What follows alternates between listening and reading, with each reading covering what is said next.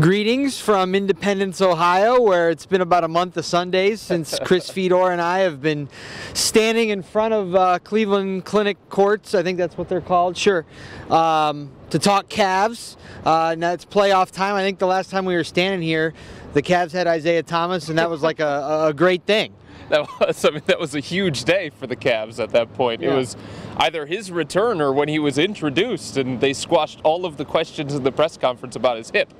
That was the last time that we were here. And now if you think about what they have going into the postseason, just way different than any of us anticipated at this point. Yeah, it's been a crazy year, and it's been so long since we've been out here that the fans were just clamoring to see us standing, barely dressed like adults out front here at practice.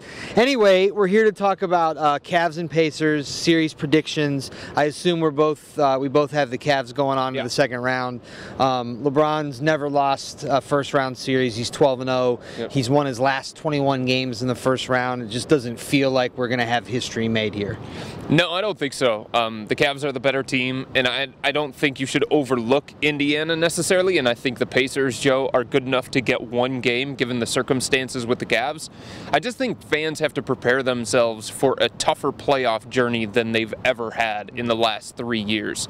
And I think the Cavs kind of alluded to it today. There are some questions that they have to answer internally going into the postseason. You know what you're going to get from LeBron. You know what you're going to get from Kevin to some degree now that he's the second option as opposed to the third. I guess there are some questions there. But Ty is still trying to figure out his rotations. Kyle Korver is less than 100%. He's trying to figure out what the best defense is for this group of personnel, what their best offensive set is going to be. And I feel like the Cavs are going to be answering these questions on the fly. Because of that, and because Indiana is a talented team, they do have an all-star in Victor Oladipo, and their coach should be in the running for Coach of the Year. I'll give the Pacers one game. Cavs don't get the sweep, but they win in 5. Okay, I think I'm going to go that way as well, 4-1. But from a Cavs perspective, I'm very concerned about the backcourt. Mm-hmm. As you said, Oladipo and then Collison have been too much for the Cavs all year. The Cavs are so used to going into postseasons with a formidable guard tandem. Right. Kyrie's always been great, and JR has been really good going in, at least for 2 of the last 3 years. Now JR's on the bench.